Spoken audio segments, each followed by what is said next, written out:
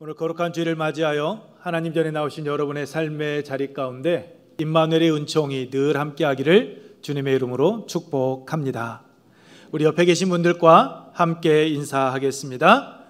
행복한 애흥교회 참 잘 오셨습니다. 하나님은 여러분을 사랑하십니다. 저도 여러분을 사랑합니다. 감사합니다. 태풍 흰남도가 북상하고 있습니다. 오늘 아침 인터넷 기사를 봤더니 중심 기압은 사라보다도, 또한 풍속은 2003년에 불었던 매미보다, 또한 피해 규모는 2002년에 불어왔던 태풍 루사보다 아마 크다라고, 위험하다라고 그렇게 이야기하고 있었습니다.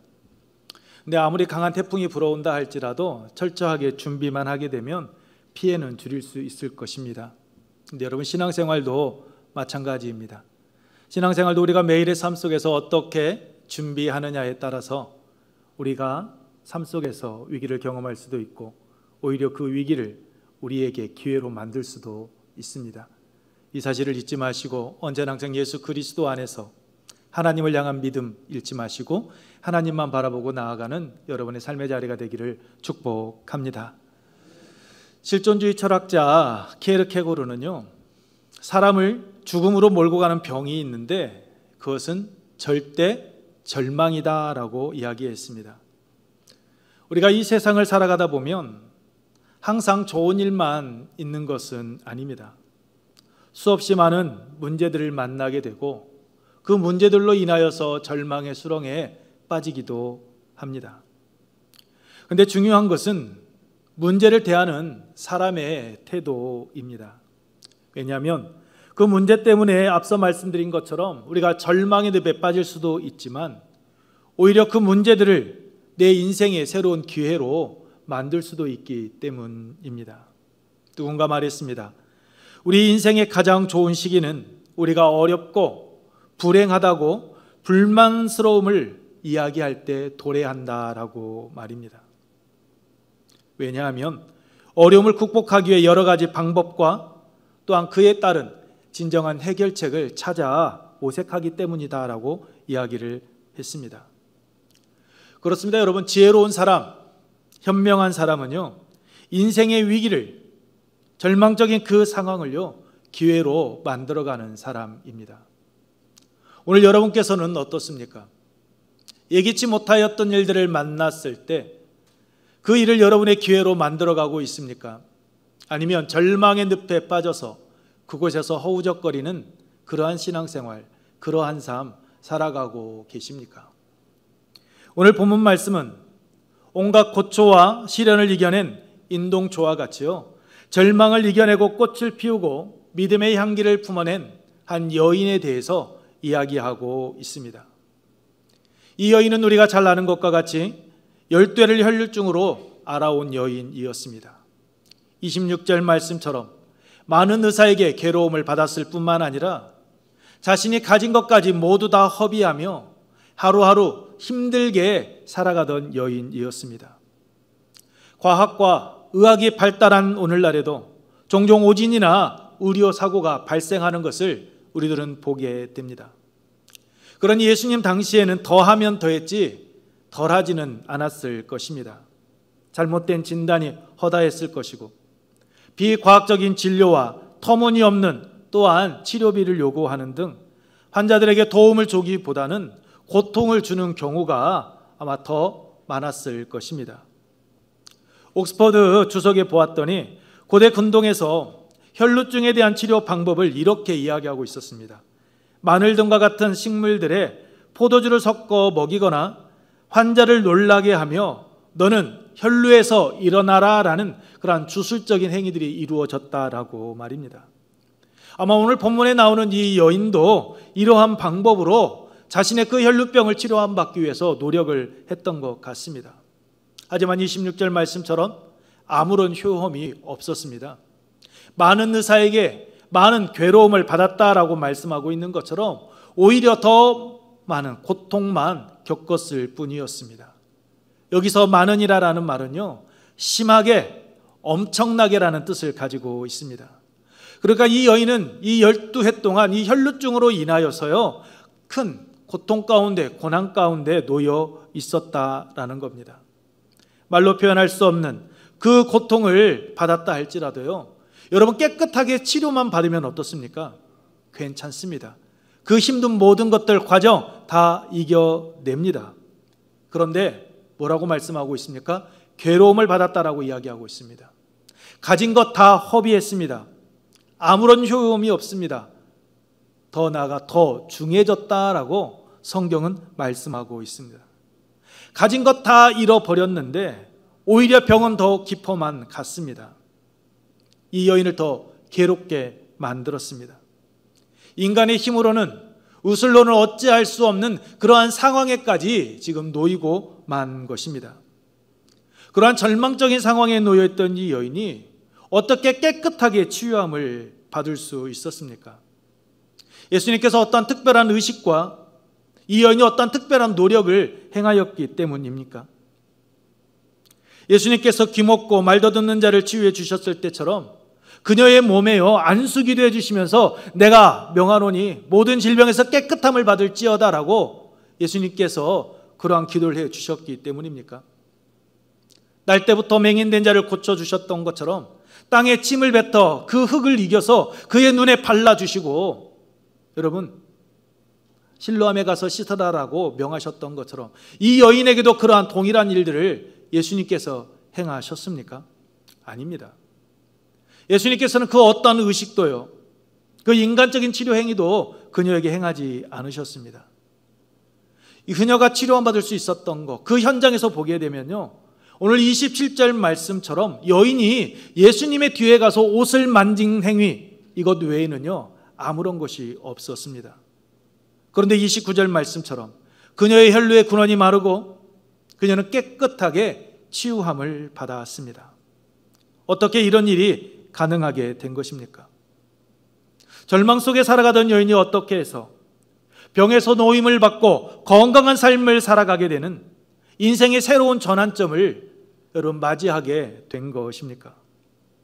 우리가 어떻게 할 때 이 여인과 같이 예기치 못하였던 여러 가지 험난한 인생 속에서 우리가 꽃을 피우는 그런 열매 맺는 복 있는 삶을 살아갈 수 있을까요? 첫째, 매일 희망을 품고 살아가야 합니다. 우리 함께 읽겠습니다. 시작. 매일 희망을 품고 살아가야 합니다. 여러분 26절 말씀과 같이 여인은요 많은 의사에게 괴로움을 받았습니다. 자신이 가진 모든 것 다 허비했습니다. 그럼에도 불구하고 오히려 병은 더 중하여져 갔습니다.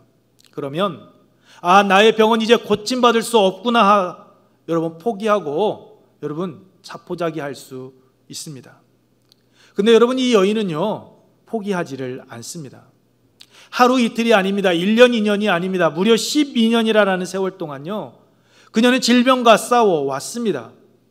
이 기간 동안 주위 사람들에게 긍정적인 말보다는 이제 너는 안 돼, 너는 고칠 수 없어, 넌 이대로 그냥 살다가 죽으면 돼, 아마 여러 가지 부정적인 말들 수없이 들어왔을 것입니다.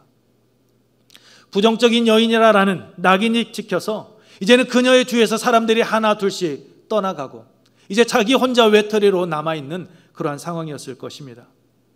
너무나도 긴 투병 생활이었기 때문에 삶의 의욕을 잃어버릴 수 있는 그러한 상황에 놓여 있었습니다. 그런데 그녀는요 포기하지 않습니다. 고침을 받겠다라는 목적이요 삶의 목표가 분명했습니다. 희망을 놓지 않고요 자신이 할 수 있는 일을 찾았습니다. 어떻게 알 수 있습니까? 27절 말씀입니다.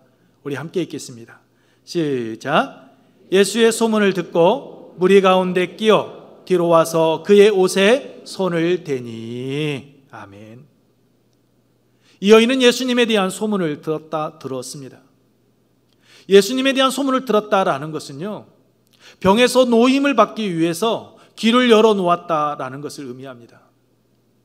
12년 동안 혈루증으로 인하여 힘든 삶을 살아가고 있지만 어떻게 하게 되면 내가 이 병에서 노임을 받고 내가 자유로운 삶을 살아갈 수 있을까?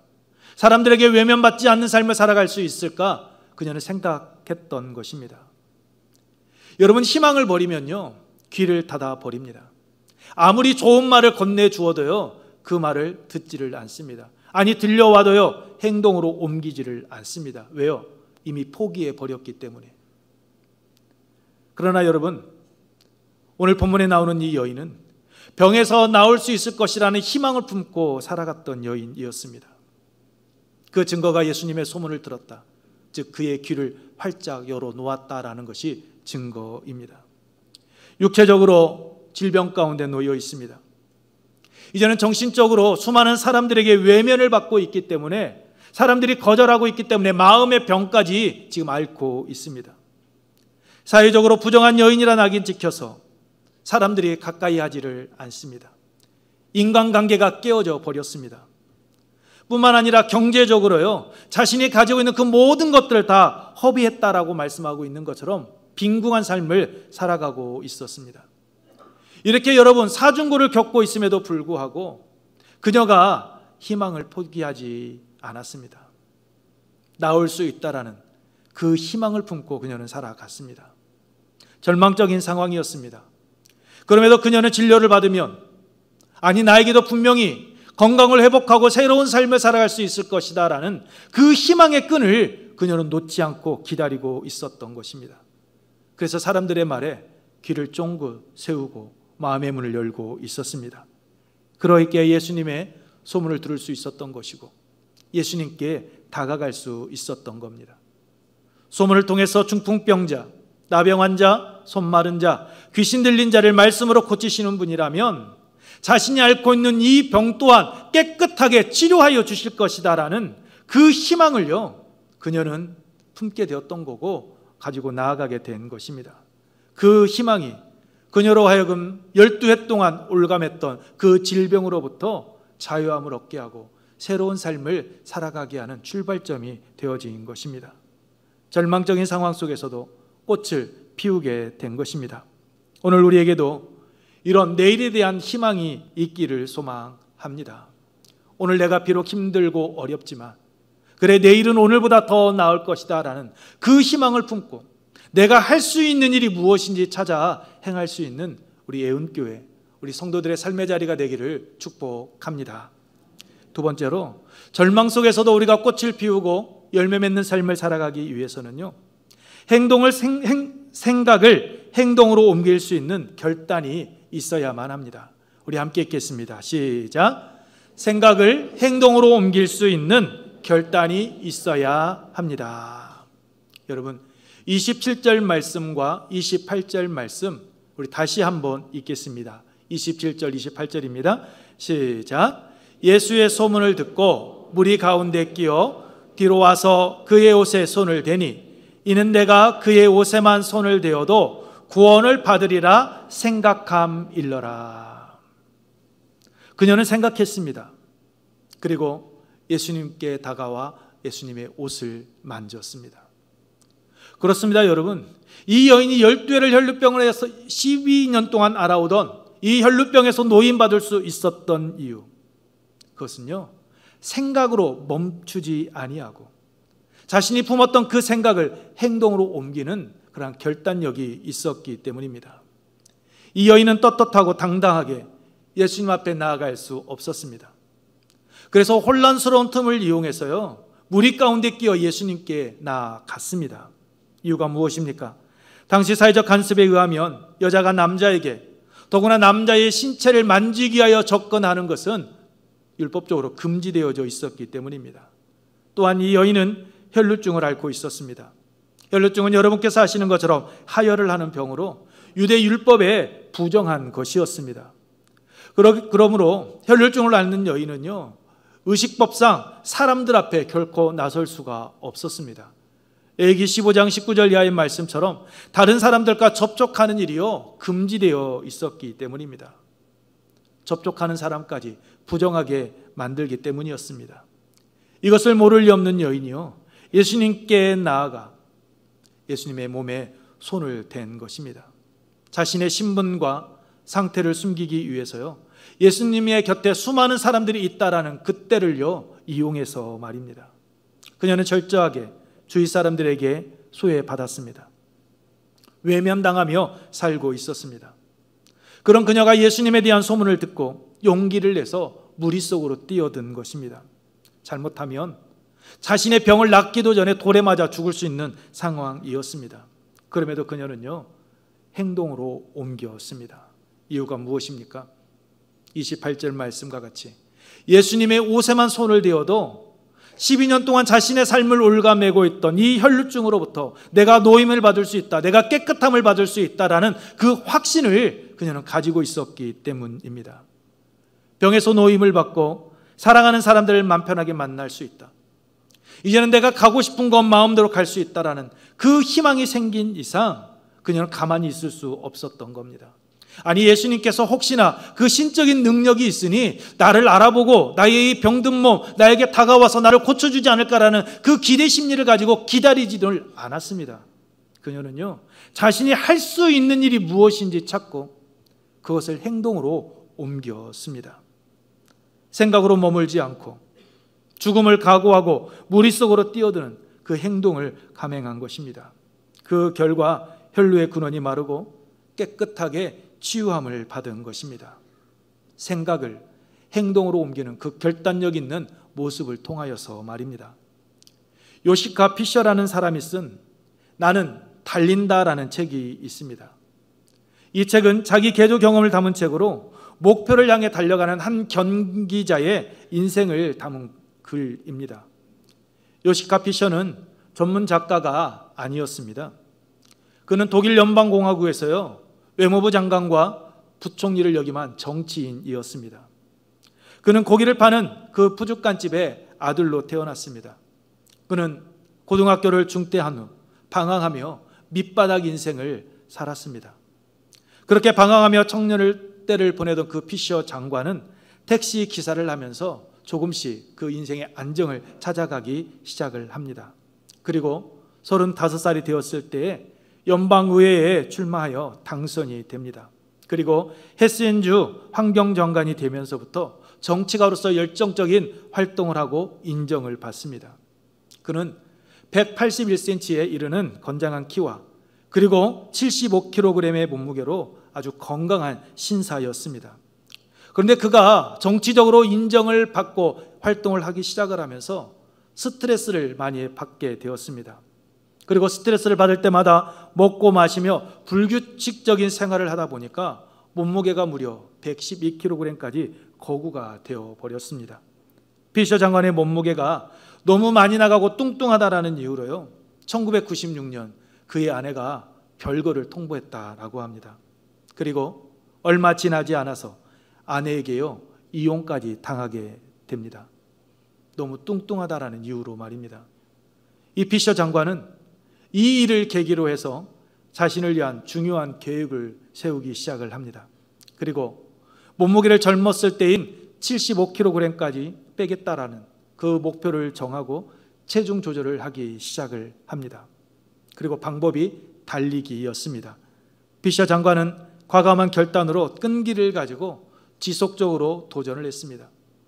자신이 실천할 수 있도록 철저하게 현실에 맞게 계획을 세우고 인내하면서 한 발 한 발 내딛기 시작을 합니다. 그리고 1년이 지난 후에 75kg으로 만들었습니다. 무려 37kg를 뺀 것입니다. 굶어서 뺀 것이 아닙니다. 규칙적인 달리기와 생활을 통하여서 체중 조절에 성공한 것입니다. 이 피셔 장관이 목표로 한 75kg이 되었을 때 이러한 말을 했다라고 합니다. 내 몸 하나도 내가 조정하지 못한다면 내가 무슨 일을 할 수 있겠는가? 자기 자신과의 싸움에서 이길 수 있어야 한다라는 겁니다. 피셔 장관의 목표가 분명했습니다. 살을 빼는 것이 단순한 체중 조절이 아니었습니다. 자신의 미래를 위한 목표였습니다. 오늘보다 더 행복하고 멋진 미래를 위한 삶을 살기 위한 목표였던 것입니다. 그러했기에 그는 생각을 하고 그 생각으로 머물지 않고 직접 행동으로 옮겼던 것입니다. 그 결과 독일 연방공화국의 외무부 장관과 부총리까지 역임할 수 있었던 것입니다. 여러분, 오늘 우리는 어떻습니까? 수많은 생각들을 합니다. 그런데 왜 그 수많은 생각들이 열매를 맺지 못하는 것입니까? 때로는 우리가 품었던 그 생각을 품고 나아갈 때 장애물이 있어서 실패할 수도 있습니다. 그런데 여러분, 우리가 품었던 그 생각을 행동으로 옮기는 그 결단력이 부족하였기 때문에 열매 맺지 못하는 경우도 있지 않습니까? 오히려 하지 아니함으로 인하여서 열매 맺지 못하는 경우가 더 많지 않습니까? 열대를 연료증으로 앓던 여인이 치유함을 받을 수 있었던 것, 새로운 인생의 전환점을 맞이하고 새로운 삶을 살 수 있었던 것은요, 그녀가 품었던 생각으로 멈추지 않았기 때문입니다. 행동으로 옮겼기 때문입니다. 여러분, 생각은 누구나 다 할 수 있습니다. 하지만 그 생각을 행동으로 옮기는 것은 누구나 할 수 있는 일이 아닙니다. 결코 쉽지 않습니다. 그 쉽지 않은 일을요, 열대를 혈루병으로 앓던 여인은 직접 행동으로 옮겼습니다. 그러했기에 육체적인 질병에서, 그러했기에 그 마음의 질병에서, 그러했기에 물질적인 그 궁핍함에서요, 사회적으로 인간관계가 깨어져 버리는 그 사중고를 겪고 있는 그 상황 속에서 그런 새로운 삶을 살아갈 수 있었던 것이고, 그 절망적인 상황 속에서 인생의 새로운 꽃을 피우는 그러한 삶을 살아가게 된 것입니다. 생각을 행동으로 옮기는 열정이, 도전 정신이 그의 삶을 변화시킨 것입니다.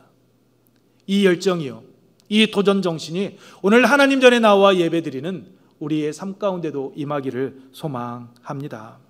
그래서 예수 그리스도 안에서 주님의 능력을 힘입어 내일을 향해 힘차게 나아가는, 그 안에서 아름다운 꽃을 피우고 아름다운 열매를 맺는 우리 애운교회 성도들의 삶의 자리가 되기를 축복합니다. 우리가 절망적인 상황 속에서도 꽃을 피우는 삶을 살아가기 위해서는요, 마지막으로 주님을 향한 확실한 믿음이 있어야만 합니다. 우리 함께 읽겠습니다. 시작. 주님을 향한 확실한 믿음이 있어야 합니다. 여러분, 27절과 31절 말씀을 보십시오. 보게 되면 무리라는 말이 2번 나옵니다. 예수님 주위에요, 수많은 사람들, 무리들이 있었습니다. 그런데 그 많은 사람들과 이 여인의 차이점이 무엇입니까? 그것은 믿음이 있느냐, 믿음이 없느냐입니다. 31절에 제자들이 예수님께 말합니다. 무리가 에워싸 미는 것을 보시며 누가 내게 손을 대었느냐 물으시나이까. 그렇습니다. 예수님 주위에는 수많은 사람들이 있었고요, 그들은 예수님의 옷자락을 만졌습니다. 그런데 예수님의 능력이, 치유함이 누구에게 나타났습니까? 그 주위에 있던 수많은 사람들입니까? 예수님의 옷에 손을 대었던 사람, 모든 사람들입니까? 아니요. 많은 사람들에게요, 외면당했던, 많은 사람들에게 부정한 여인이라 낙인이 찍혔던, 12년 동안 혈루증으로 인하여서 힘들고 어려운 삶을 살아가던 이 여인에게만 임했습니다. 왜 이런 결과가 임한 겁니까? 예수님을 에워싼 수많은 사람들에게는요, 믿음도, 예수님을 찾은 목적도 없었기 때문입니다. 단지 그들에게는요, 이러한 초능적인 그러한 치유의 역사를 행하시는 예수님은 어떠한 분일까라는 그 호기심밖에 없었습니다. 즉, 예수님이 어떠한 분인지 구경하기 위하여 예수님께 나왔던 사람들이었지, 예수님을 하나님의 아들로 인정했느냐? 그렇지 않았다라는 겁니다. 하지만 열대를 혈루증으로 앓던 여인은 달랐습니다. 그녀는 자신의 병을 고침받겠다라는 분명한 목적을 가지고 예수님 곁에 나아갔습니다. 예수님의 옷에만 손을 대어도 분명히 나을 것이다라는 그 믿음을 가지고 그녀는 행동으로 옮겼습니다. 28절 말씀 다시 보십시오. 이는 내가 그의 옷에만 손을 대어도 구원을 받으리라 생각함일러라. 옷에만 손을 대어도 내가 낫겠다라는 그 확신이 있었습니다. 그렇습니다. 그녀는 믿고 확신했습니다. 여러분, 여기서 이는이라는 말은 헬라어 가르라라는 단어인데요, 왜냐하면 뭐뭐하기 때문이다라는 의미입니다. 그러니까 이 열대를 혈루병으로 앓던 이 여인은요, 내가 예수님의 옷에 손만 대어도, 아니 스치기만 하여도 내가 이 고질적으로 내가 이 12년 동안 고통 가운데 나의 삶을 올감했던 이 육체적인 질병에서부터 나는 노임받을 수 있을 것이다 라는 그 믿음과 그 확신을 가지고요, 그녀는 예수님께 다 갔던 것입니다. 이 확신이 있었기에 율법이 금하고 있고 자체 자신의 목숨을 잃을 수도 있는 그런 행위임에도 불구하고 예수님께 나아갔던 것입니다.